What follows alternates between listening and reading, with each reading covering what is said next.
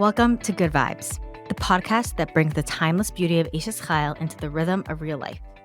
Each week, we unpack one pasuk, not as a shir, but as a spark for honest conversations, refreshing insights, and a little Torah light you can carry with you. Because meaning shouldn't feel heavy, and connection doesn't have to wait for quiet. This is Good Vibes, for the Jewish woman who's doing a lot and still reaching deeper.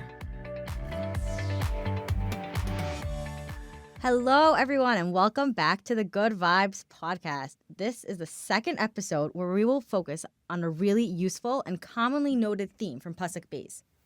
Batach ba'aliv ba'ala v'shala lo yichsar, which the translation of is her husband's heart trusts her and none of his spoils will be missing. Okay, so let's jump into what Pasuk Beis is all about. So the overarching theme of this pasuk that I want to focus on is a wife's role to manage the home, to keep the moving pieces afloat, to be a homemaker for her husband and for her children, and to keep the home functioning smoothly and calmly. When there is Seder, order, physically, it aids the emotional and spiritual order and serenity. This physical and emotional Seder can help us focus on our growth and connection, which is what we are here for. And we see this brought down in this pasuk with these mafarshim. On the words batach ba, the Matzuras David brings down that when a man isn't in his house, he relies on his wife to keep everything in order, safe and secure, that everything is there in its rightful place. Everything is being taken care of, so much so that he won't get frightened about his possessions and leave what he's doing and go back home and check. Additionally, the Ralbag teaches us that the husband's heart is secure and sure because he knows his wife is on it, that she knows where everything is and isn't, for example, like maybe when we run out of tissues, and that everything he needs she will be able to assist him with. So when I read this, 2 points come to mind. To me, this shows us how it really is part of an Eshes Chayil role to ensure the house is managed, is taken care of. In today's day and age, I believe that this can be translated to upkeeping the home, errands, household tasks, home responsibility, etc. Personally, I always think about the grocery and the dishes because those are my worst jobs. Or also things like dealing with social security numbers and passports. The Mefarshim are teaching us that it is a wife's role to upkeep a home and to do her part and make sure her household is orderly and managing efficiently and smoothly. In the world that we're living in, homemaking is almost looked down upon from the outside world. This is a reminder to me that really, this is part of what a crowned Eshes Chayil does, in a positive sense. It's empowering to me personally. But this leads me to my second point. Is this even possible in today's day and age? Was it ever possible? I'm not sure how to take this information and practically apply it in a happy and healthy way. So, luckily, I have someone who's extremely knowledgeable in this area here with us today, Mrs. Devorah Henner. Devorah is a life coach, a home organizer, and a self-awareness mentor. She's combined these 3 skills, coaching women, time management, home organizing, and emotional challenges related to homemaking. Devorah's goal is to turn one's individual stresses of home/time management into a practical and emotional success. I can personally say that Devorah Henner's work has had such an impact internally and externally. Welcome, Devorah. Thanks so much, Racheli. Thank you so much for joining us. Okay, Devorah, do you have anything to add before we deep dive into this topic? So I really love that imagery of the calm husband, knowing that his wife has it all taken care of. I think I like to think of a woman's role as providing stability for her family. When a child knows that his basic needs are being taken care of, he can thrive. In Maslow's hierarchy of needs, the most basic level is the psychological needs. For example, let's say food and clothing and shelter. That's really what we're providing. We're providing our spouses and our children with the security of knowing that they can trust and rely on us. With their basic needs tended to, this way they're free to accomplish what they need to in the world. When it comes to managing our time as wives and mothers, I like to divide the focus into 2 categories. There's the emotional aspect and the practical aspect. The emotional aspect is how we relate to managing time in general, what kind of messages we've received about it, our challenges in this area, our challenges with the role itself, what it means to bear responsibility. Practical aspect is more like making schedules and lists and making your personality work for you in your homemaking, learning tools to overcome procrastination, and many more things. I think many women go straight to the practical without dealing with the emotional, and then a big piece can be missing. We know the how, but not the what and the why. That's why I often encourage women to combine home organization with the coaching. Also, because each woman is a world unto herself and she has her own personality, her kochos, her childhood views, expectations, her needs, the family. There's really no one-size-fits-all way to run a home. Wow. I really like that. I really like how you phrased it, that the emotional and the practical when it comes to homemaking is so powerful. I think that's a really big insight to, our audience. I think that we don't often realize how much they're interrelated.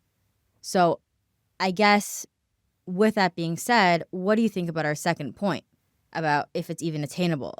I think that as a devoted wife, we want to be able to do these things. We want to be able to spray the counters down, the groceries fully stocked and organized, greeting kids home with love and warmth, the doctor's appointments, laundry done and folded so that we don't have the last minute, "Ma, I don't have what to wear tomorrow." But how do we do it? Is it even possible? How do we give our husbands and children that security and that seder? Have you even heard these kinds of remarks, or am I the first one bringing this to your attention? First of all, I want to say that I feel that in this generation, our expectations are very, very high. We see a lot of pictures of perfection, and we think that's normal. And if that's normal, then what's going on in our homes must be abnormal or is dysfunctional, like our kids like to say. So we want to make sure that we're setting reasonable, realistic goals. To answer your question, while many of these things are often our responsibility, it doesn't mean that we ourselves need to actually be doing all those things on the list. I like to think of it as the command center, making sure that everything gets done, right? Maybe preparing meals is my koach, but supermarket shopping is not. Okay, so that's great awareness. Can I delegate it to someone else? Can I shop online? Can I prepare a master list that gets delivered to my door every week? Maybe I don't mind dishes, but laundry's where I fall behind. Okay, so can I give part of that job to older children in the family? Maybe a cleaning lady. Can I do laundry but have someone else fold it and put it away? Only from the awareness can we really come to the solutions. A great tool when dealing with challenging situations in general and specifically in homemaking is really to ask ourselves, if I could change one thing to make this situation better or easier, what would it be? Often from this, it really gives a lot of clarity as to what needs modifying. Wow. I think that you just kind of fine-tuned and honed in on how the emotional and the practical connect and how they relate. Maybe you could give us some examples, right? Like, let's say there's a newly married wife. She doesn't have any children yet. She's trying to navigate running a home in the practical sense. And of course, in the emotional sense of getting used to this new relationship, this new role, and new responsibilities that come with it. Can you walk us through this girl, this new wife, how she would approach her emotional issues and her practical issues in running a home? Okay, so in terms of the emotional aspect, I have two ideas that I would like to share. One of them is accepting your shortcomings. It's really a big one. We spend a lot of time beating ourselves up for what's hard for us. But honestly, whatever we're good at and whatever we're not good at is really God-given. I like to say it's like each of us, when we were born, received our very own pekelach of traits, and each has a lot of yummy stuff inside, and then there's other stuff that's not so yummy. I like to say, like the black jelly beans. I apologize to the people who actually like black jelly beans. Most people don't. So we each have our traits that we're proud of and the ones that we're less proud of. But really, we did nothing to receive either one. So we want to just look inside our pekelach and be curious without judgment about what's in there and work with what Hashem has given us. Because fighting and denying the challenging parts of ourselves takes up way too much energy and it doesn't accomplish anything anyway. We're all human. We all have those things we're not so proud of. And of course, we want to work on ourselves and we want to, get better. Specifically, we're talking about homemaking and taking care of the home. And we want to improve. We want to make sure that there's stability in our home. But we don't want to be brought down by the things that are too challenging for us. So when it comes to managing time and running a home, we want to look at what Hashem has given us and use those traits to the best of our ability. And the things that we're challenged with, we can be honest that we might need some help. Maybe from someone inside our home or maybe someone outside our home. That's so interesting. If I can just say that you were saying that our expectations were so high. And I think that often, like back to the black jelly beans, I think that we all think, even though we know that everybody else has their black jelly beans, when it comes to our individual stuff and something that's so intimate and vulnerable like our home, we think that like nobody else has this black jelly bean. I'm the only one that has this black jelly bean. And so much shame and guilt is around that when really, ideally, it should be compassion and curiosity. And I just think that that's a great take home of like, we all have our black jelly beans. Totally. And everyone else does also. And the way to approach our positive attributes and our attributes that we want to work on. And even we can say negative. We can say negative. We can own up to having negative attributes. There's nothing wrong with that. is approaching it with compassion and curiosity as opposed to, shame. Right. This is what we have. Okay, so let's work with what we have. Right. Okay, so that's point number one. And you were saying point number two. Yeah, so the second point I like to speak out about a lot is self-awareness. And that's where my workshop comes in. It's very important, especially young women. I feel very strongly they need to learn about themselves, learn about how we function internally, about our triggers, our values, how our childhood affects our beliefs, awareness about our thoughts, what we're telling ourselves. Like I said before, honest awareness is the first step, and only from there can come solutions. I think that's so powerful because I think that we're in a society where we want solutions fast and we just want quick fixes. And, for sure that's the way that our society is set up. But as from Yidden, we kind of want to challenge that a little bit and realize where it's coming from. And I think that what you're showing us and teaching us is that self-awareness is the first step to all of that.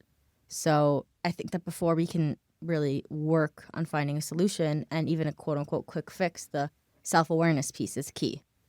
So let's say our newly married wife, she, again, she's working on her emotional piece, but practically how does this newly married friend work on accepting the shortcomings and the self-awareness pieces, right? So we're saying that we have this girl, she's newly married, she wants to work on the emotional aspects first, she's taken your course, let's say, and she wants to work on the accepting the shortcomings and self-awareness piece. So how does she do that? How would you recommend to do that? So I think, first of all, it's very important that young women put the spotlight on the areas where they excel. Right. We need to celebrate what's amazing about us. And you can even make a list, sit down and make a list of all the things that are awesome about you. Everyone has things that are special and unique, and they can use those things to make their homes special and unique. You use your kochos. Many women who struggle with time management are the most creative women. I'm honestly jealous of them. Sometimes I'll go to people's homes and see the things they need to organize, like all their paint or all their jewelry or all their whatever it is. They have so many beautiful hobbies that I will never be able to do. So these are amazing things. And they shouldn't be taken for granted. Yeah. Like, we should celebrate them and Yeah. own them, that this is something that we have, that a gift that Hashem gave us, and find a way to incorporate it. Right? Exactly. And there are so many ways to incorporate our creativity, share that with our family, make things special that other people can't. And we want to really capitalize on that. And once we put the focus on all the ways that we really shine, then we can also have more acceptance of the things that are hard for us. Oh, wow. That's a great point. Like, instead of just saying, well, okay, I'm not good at this and that and the other, first focus on the positive, and then accepting your negative traits or your shortcomings is not so hard when you already have an awesome list right next to it. Right, your awesome list, right. And then, so when it comes to things that are more difficult, so there's also, just like anything else that's difficult, we learn tools, we read books, we speak to other women in the same situation, we have mentors and coaches to help us out, and we do the best that we can. As our families grow, many women will hire some extra help to help them with the never-ending chores, the ones that just keep on going and going, very cyclical. Sure. At a certain point in my life, I hired young women to help me with dishes and laundry a few times a week. This was really life-changing. And it went on like this for a few years. And then at a certain point, my oldest daughter said to me, Mommy, it's a little weird. I have this girl who's like only a few years older than I am, and she's sitting on the couch folding my laundry. To which I replied, well, guess what that means? And that's when my daughter started helping out more at home. Another point is that each stage, it brings new schedules, right? New decisions, new dynamics. We have to know that no stage is going to be forever, right? Really, we go in stages, and we have to be honest and flexible and constantly be open to reevaluating what's working and what's not. Right. I think that it would be so comfortable if we just had a set routine, which we do. We do have set routines, but a set kufa for X amount of years. But that's just not really the way our lives work. I think that that's not really the way anybody's life works, but especially for women who are, Baruch Hashem, having kids and raising families and working and trying to take care of, all the moving pieces. And I think it's important to be flexible and to allow yourselves to say, right now, this is working. I don't know if it's going to work next month, but right now it's working, and giving yourself the permission to explore what's working now and kind of foreseeing that it might not work in the future, and that's okay. And we'll have to just shift gears and pivot then. But I think that we get frustrated, when you have a baby, the first week something's wrong, they're sick, or Then the next week they're teething, and then the next week somebody hit them and gone. Okay, so there's always going to be something. So being able to accept that and trying to make it work within that stage is key. So how does approaching these emotional pieces of shortcomings and self-awareness help with house management? Like maybe you can kind of hone in on that a little bit more. How does the emotional lead to the practical when we're talking about making your home management more smooth? I guess my question is, how are they intertwined? Yeah, so I'll give you a few examples, some very practical examples. Let's say I have a woman who she needs to go through her clothing at the end of every season. There's winter, there's summer, and we're constantly going through our closets, putting away the winter, taking out the summer. It could be a big job. When it comes to switching over to the season, it could be a woman who feels like it's just too much. Maybe deeper, she's really struggling with the fact that she's not the same size she was when she got married. And going through her closet brings up these feelings of sadness, maybe hopelessness, and she sees these items in her closet that she's afraid she's never going to fit into again. You could have another woman who might look at her home at the end of the day and she sees a big mess and she can't get off the couch. Now, she might call herself lazy, maybe someone else will call her lazy, but she really has a part of herself that just likes perfection. She wants things to look perfect. And subconsciously, she knows that her home's never going to look as perfect as she wants it to. So she kind of subconsciously is saying to herself, why should I even start? I'm just going to keep it the way that it is. You could have another woman who might bristle at the thought of making schedules to manage her time. And when she thinks about it more deeply, she realizes that she had a very time-conscious parent. And maybe she's associating schedules with stress. So these are all examples of women who could really benefit from working on the emotional aspect before getting into the practical. Oh, wow. That's really telling. I think that we can all relate to one or more of these examples. And personally, I think that we can think of what is it that's a task that's really difficult for me and maybe see that there's something more to it. Meaning, when we have a practical issue with running our home, in other areas as well, but right now we're discussing our home, there's often a deeper meaning and reason. When we work on approaching that deeper emotional issue, we can then find a practical solution that has the emotional issue in mind as well. I feel like you're saying that really our emotional and practical issues are actually totally intertwined. And when we focus on only the practical issue, we may find a practical surface level solution, but the deeper, more emotional issue will still be there. And vice versa. Is that correct? Is that what you're saying? Yes, exactly. This is not always the case. I don't want to make it sound like every single homemaking issue has a deeper, issue underneath. Some women just need practical tools to get them going.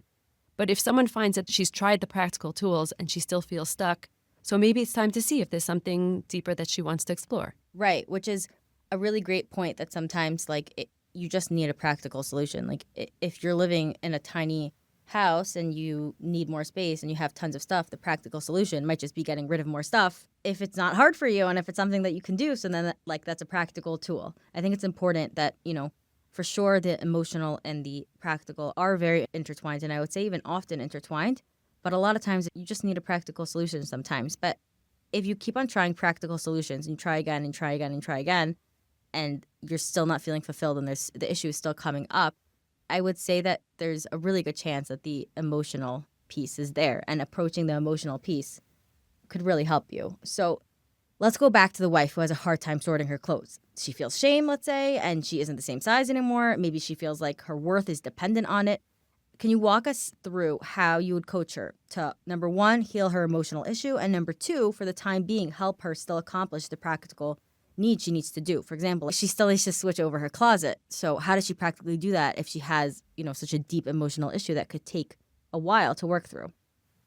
So once we're aware of the deeper issue, then we could work on replacing mistaken belief or ideas with truth. Like I said, the awareness is number one. Knowing that there's something going on, it is already a huge first step. It's half the work. Right. So she can explore where these beliefs came from, challenge them. I very often encourage women, after they've, walked themselves through it and understand it better, to create a mantra for themselves of what they know as truth, but it can be hard to access in a triggered state. So, for example, that woman who's overwhelmed by organizing her closet, she can come to a truth, and, I can make up my own truth, but it's each person is responsible for themselves because they know what their truth is. It's their world, it's their reality. Exactly. So, let's say her truth is, my size is not a reflection of my worth. Or, this is not my size forever. I will work on my health. And I'll also remember that my neshama is the real me, right? Often accessing this truth really calms our system. And then we're able to approach whatever the job is wholeheartedly, even though, albeit more gently, maybe with somebody professional or with just a friend who can help her go through the decision-making process. But then it's not laden with all this emotion. Separating it. Right. It's just, okay, now I just need to do the job. It's not as heavy as it was before. Right. I really like this idea of a mantra. I think that we could benefit a lot from that, especially with our lives, Baruch Hashem, being so busy. We don't always have time to really work on this in the moment when we have kids yelling in our ear. We want to be able to be present and to be focused, and having that mantra in our head can really help us get there quicker. Wow. Okay, that is amazing to hear and really empowering for wives struggling to manage their home and keep their home running smoothly. I think this is a great lesson for us, that when we see something practically not working out time and time again, consider that there's something emotional behind it. Consider that the practical issue and the emotional issues are really two sides of the same coin, and that approaching them both with compassion and curiosity will lend itself to a more wholesome and lasting solution, which, like this pasuk showed us, like the Mefarshim showed us, homemaking and home running is part of being an Eshes Chayil. This is what we want to strive for. This is part of our role. And understanding it from a deeper perspective, from the emotional perspective and from the practical perspective, can really help us accomplish this and help us work our way towards becoming an Eshes Chayil. Do you have any other points you want to give us or anything to wrap up? I just want to point out that the goal is that our home should be a place of simcha, right, and positivity. And if that's not coming across, then we want to change something. Right. Not 100% of the time.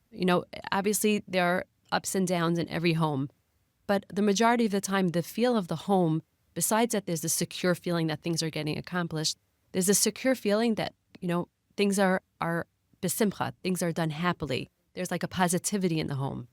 So I think that's also something we really need to focus on. How can I bring positivity to my home? And discovering kind of like the underlying issues.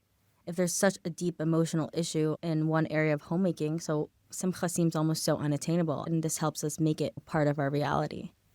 Amazing. Wow. Okay, thank you so much for joining us, Devorah. If you have any questions for Devorah or want to take her self-awareness course or to schedule a coaching session, feel free to reach her at devorahhenner123@gmail.com. That's Devorah, Dvora, Henner, Henner, 123@gmail.com. Please reach out and email us with any questions or thoughts. We'd love to hear from you, and stay tuned for some more good vibes. How do we...